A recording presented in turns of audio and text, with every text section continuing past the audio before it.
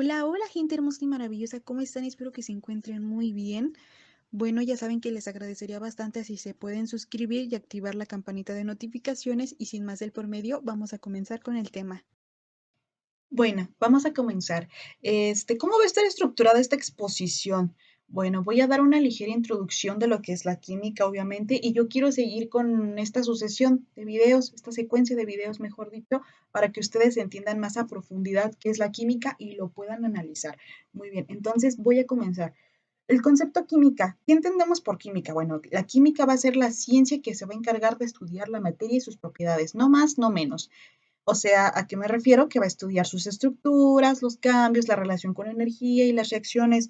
Bueno, aquí quiero decir algo, la química es tan envidiosa que quiere abarcar todo, o sea, quiere abarcar desde la explicación de qué sucede con tu entorno, qué sucede con el suelo, qué sucede con el aire. O sea, la química es un fenómeno hermoso, bellísimo. La química es algo que tú wow, expresa todo en general. Entonces, ¿por qué decimos que la química va a abarcar lo que, bueno, ¿por qué la química se va a relacionar con la ciencia? ¿Por qué la química se hizo por un método científico? O sea, cada proceso que tú ves, cada ley que tú ves en química es gracias a un método científico que se basó para empezar en una observación, que se vio un fenómeno y dijo, wow, ¿por qué sucede esto en este fenómeno? Una pregunta que es ya la que tú inicias, como decir, ¿por qué sucedió?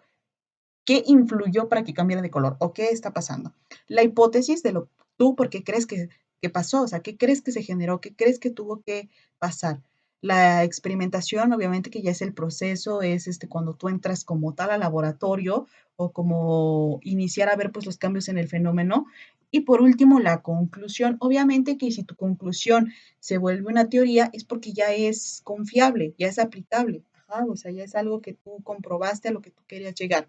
Entonces, al volverse teoría, si vemos que se sigue repitiendo en todos los casos y les da resultados similares a lo tuyo, se volverá una ley.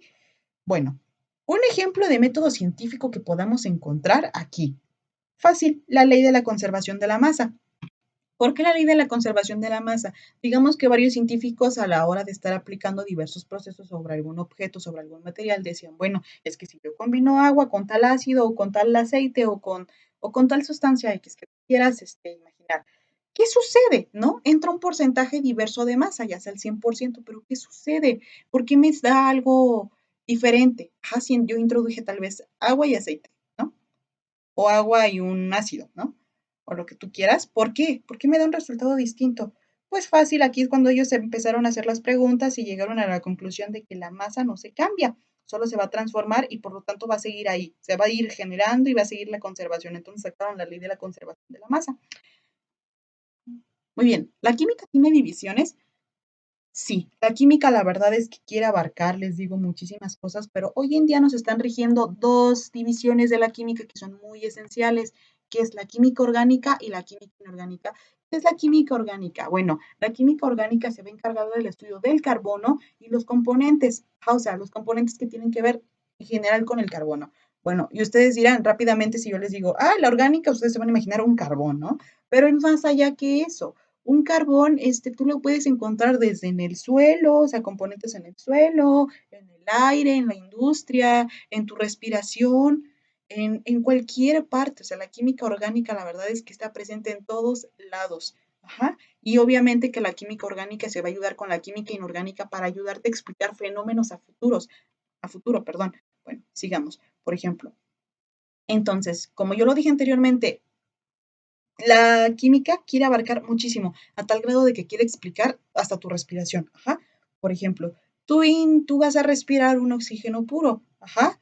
Entonces, tú al respirar el oxígeno puro, obviamente que en tu sistema respiratorio se van a hacer diversas reacciones, ya sea de anabolismo, catabolismo, energía, todo lo que va a generarse y después va a liberar un dióxido de carbono. O sea, vean cómo aquí se influyó el carbono, o sea, entró un oxígeno puro, pero tú tal vez te preguntas, oye, pero el oxígeno es un elemento que no es directamente carbón. ¿Qué crees? Ese le pertenece a la energía, a la química inorgánica. Ajá.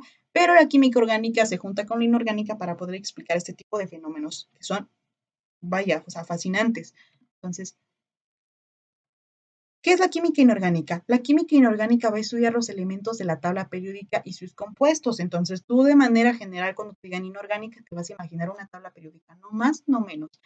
Pero tú vas a decir, oye, pero ¿qué es lo que sucede con esto? Pues simple y sencillamente se va a relacionar con reacciones. Ah, ¿qué pasa si interactúa hidrógeno con oxígeno? Pero tengo dos. Ah, ¿por qué crees que se descubrió el agua? Pues porque todo que influye que la química inorgánica. Todo eso tiene que ver con química inorgánica. Y recordemos que cuando se juntan estas dos, uff, pueden hacer cosas fantásticas, como explicar tu forma de respirar, cómo interactúan los alimentos contigo, tu sistema digestivo, o sea, muy bien, entonces, ¿la química influye en la vida diaria? Sí, la química influye muchísimo en la vida cotidiana. ¿A qué me refiero? Bueno, la química quiere abarcar muchísimas cosas, desde explicar cómo está compuesto el perfume que tú utilizas, la crema que pones, el bloqueador, tu comida, tu ropa, todo lo quiere explicar. Entonces, la química tiene muchos usos en pues la industria, el área de medicamentos, el área médica, el área natural. Déjame te digo porque tiene muchísimas aplicaciones aquí, va de la mano con biología, ¿eh? ¿Por qué? Porque, pues, por ejemplo, tus plantas cuando es noche hacen una serie de reacciones para poder aprovechar su alimento. Que ojo, eso lo vamos a ver muchísimo más adelante, ya que entremos a diversas reacciones para que tú lo puedas entender a profundidad.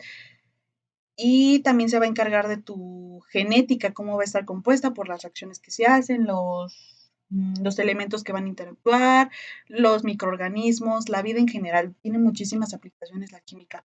Entonces, bueno, la química va a tener diferentes aplicaciones en materias. Obviamente, cada una de estas va a depender de tú en qué grado académico estés actualmente. Entonces, vamos a tener química básica, que va a ser los principios teóricos, te van a explicar las reglas y el comportamiento, por ejemplo, leyes, ya como la anteriormente que mencioné, de ley de conservación de masa. Ajá, aquí te va a explicar también como que la energía no se crea ni se destruye, solo se transforma. Muchísimas cosas en general. Esto es lo que nos rige para entender, o sea, son las leyes. Pero actualmente también tenemos la división de química orgánica e inorgánica, que eso también te los van a dar como materias. Um, estas, te digo, dependiendo de tu grado académico en el que estés, pero estas son las que nos rigen actualmente porque se relacionan para poder explicar las siguientes. Ahora, o bueno, componerlas, mejor dicho. Ahora tenemos química analítica, que no va a ser más que estudiar un componente de una muestra. Ajá. Tal vez llegue alguien y te diga, oye, pues estoy haciendo un alimento, ¿no? Estoy en una industria alimenticia y resulta que la comida que yo estoy haciendo, la estoy enlatando, pero ¿qué crees? Una lata me salió contaminada. Ahí es cuando el que está estudiando o el que está en esta área de química analítica va a decir, ok, préstame, dame una muestra, la estudio y al poco tiempo pues, te va a decir qué fue lo que influyó para que se contaminara, ¿no? Tenemos química aplicada. La química aplicada va a ser pues su estudio con diversas ramas. Ajá.